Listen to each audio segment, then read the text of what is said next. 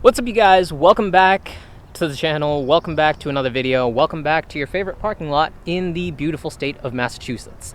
Now, I don't know what the most up-to-date news is, but as of right now, it seems like when this video comes out, most of our states will be open again, which is great news because I love being outside or being able to be outside. But this doesn't mean that the source of the issue is gone. So now, I don't want to make this a political issue, and I'm definitely not a doctor, so I don't really have all the information, but from what I've heard, there is a chance that there's a second surge of cases, issues. I'm not entirely sure what I'm allowed to say, but regardless, as car guys and gals, I feel like we should be prepared for the worst. So that's what the topic of today's video is going to be. What do we as car guys and gals need to have in the event of another quarantine? Might need a shorter title. Just wanted to make one small disclaimer before we actually get into the video. These birds will not stop chirping. So we moved. Couldn't tell if you guys could hear the birds squeaking in the background, but I could, and it was bothering me. So here we are. Just a quick disclaimer before we actually start the video. I am not sponsored by any of the companies that make the products that we are talking about. They're just things that I enjoy using or I thought you guys would benefit from. If you are interested, the links to everything we are talking about will be in the description, either to Amazon or to wherever you can find them. So yeah, let's get right into the video.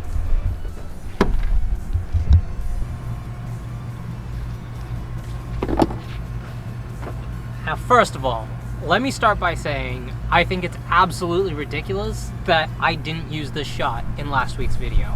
Like, it's just so spacious, and instead I went and sat in my passenger seat.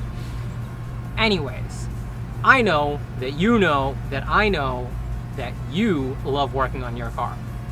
Almost got lost there. But I also know that you probably would much rather be in your driveway or your garage working on your own car as opposed to sitting on your couch and just browsing through YouTube. But have no fear, even if you missed this last 2-month opportunity, in the event that another one presents itself a few months down the line, I want you guys to be prepared. So get a piece of paper, go out to your garage or your driveway, wherever your car is, or just hop in your car, go for a drive to nowhere, find an empty parking lot, and just write down everything that you notice. Obviously not while you're driving, like wait until you've stopped or have gone back home. It could be something as simple as a license plate bulb that needs to be replaced, all the way to, hey, I need to redo my entire rear suspension. Once you've done that, come back home, relax, cry it out a little bit. If you need a shoulder to cry on, find me on social media, Facebook, Instagram at Vic Drives. Put it here maybe, or up here, I don't know, somewhere. And just give me a follow, shoot me a DM. I'm here for you guys. And then after we've both cried out our sorrows here, start finding your parts. Go to AutoZone or Napa, or maybe you want to buy parts from your dealership. Do that. And don't forget about peripherals like your WD-40 or your anti-seize, just random things that you wouldn't really be thinking about until you were actually doing the job and then realize that you have to run out to the store again. Believe it or not, I actually do most of the work on this baby by myself. And really all I use is these two toolboxes, a torque wrench, breaker bar, and that's really it. You don't need a whole lot, guys. Obviously, there are certain things that you will need depending on what vehicle you use. This car is a German car, and as most of you probably know, German cars use special bits called Torx bits. That was a pleasant finding the first time I figured out that none of these would work. But go through Google, YouTube, find the jobs that you're trying to do, and see if there's any special tools or things that you need. And make sure that you order those as well. And maybe you don't have time to do everything on your list, but, you know, find the big ticket items or the things that you really want to fix and try to get those done. And then if you have money left over or you don't have enough money, then those are things to put off until another time. Number 2 on the list is a little bit of a continuation of number 1. Ziploc bags. So I know most of you guys probably use them to carry your snacks while you work on your car, but they're actually good for a lot of non-snack related things. I know, it's crazy, but just go with me on this one. You can actually, if you have like a lot of clips or a lot of bolts and stuff that you're taking apart while you're working on your car, if you're like me, up until now, I would just kind of scatter them around the garage in places where I knew that they would be, and then the reassembly process would be going, grabbing them, and then working my way backwards until the car was back together, and just hoping that I didn't have any extra bolts or clips left over. If you have them in Ziploc bags though, you can just label them and say this is for this part or for this section of the car, and then you don't really have to go rummaging through your stuff, and you don't have to hope that you're missing any bolts because they're all in one solid place. As for tools, I'm pretty sure I don't have to tell you guys, but those are pretty easy to lose as well. Case in point, our favorite little guy, the 10mm socket. I'm gonna put this guy right there, and I'm gonna set you guys down here.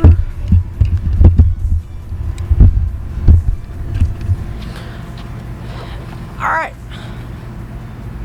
Wait. Where'd it go? Come on.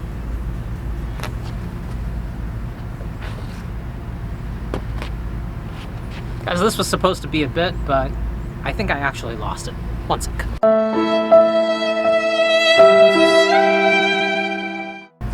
Getting your workspace organized and making sure that all your tools and parts and everything are where they're supposed to be can really improve the efficiency of the time that you're using while you're in the garage. So what I would recommend is maybe if you have a wall or, you know, some section that you can use, get one of those pegboards from like Home Depot, grab like a couple nails or hooks or something, and then just like use that to keep your tools organized. If you have one of those shelf style drawers, I'll just put a picture up on the screen in case you don't know what I'm talking about, but they have like those foam organizer trays for tools. I personally enjoy having like dedicated toolboxes for all my tools, just because I don't really have a dedicated spot of the garage that I can put my stuff in, but something like that might be worth looking into. Now, this one's more personal preference than it is like a, you guys gotta do this, because I know that not everyone really loves playing video games, but if you are someone that likes using your free time to play video games, then I definitely recommend you grab a wheel and pedal set. They are a little pricey, but there are used ones out there that are affordable. Obviously, if you have like a PS4, by the way, I have a PS4, so if you have like Dirt Rally 2 or Gran Turismo and you want to add me, comment section, drop your gamer tag or something, and I will add you. Or if you don't want to do that, shoot me a DM and we can do that. If you're on Xbox or a PC, you have other options. Forza, iRacing is a huge platform, definitely worth getting into. There is a subscription for it, but you know, it's worth it. But there's no particular, you know, right or wrong. We don't need to start a PC or console master race competition in the comment section. Getting back to the recommendation, I definitely recommend getting one of these as opposed to using your keyboard or mouse or, you know, controllers, because these give you feedback. A lot of the games have gotten pretty realistic as of late, so it might actually be worth your time if you're looking to improve your skills down the road for track days, or you know, just simple things like autocross. And overall, it's just kind of fun, and it's a good way to hang out with your friends. And welcome back to the infamous passenger seat. Number 4 on the list is a portable speaker of sorts that you can use to listen to music while you're out working on your car, or if you're playing video games. So what I use currently is a football. Now that might not make a whole lot of sense, but this football is from Brookstone. It actually doubles as a speaker, as you can see here. Now I'm somewhat of a self-declared audiophile, which means that I don't really love a whole lot of the things that are out there, but there are tons of options. I don't know if this is for sale anymore, but I will find the best portable speaker that I can find online and toss that in the description for you guys to take a look at in the event that you don't have one and you're looking for something.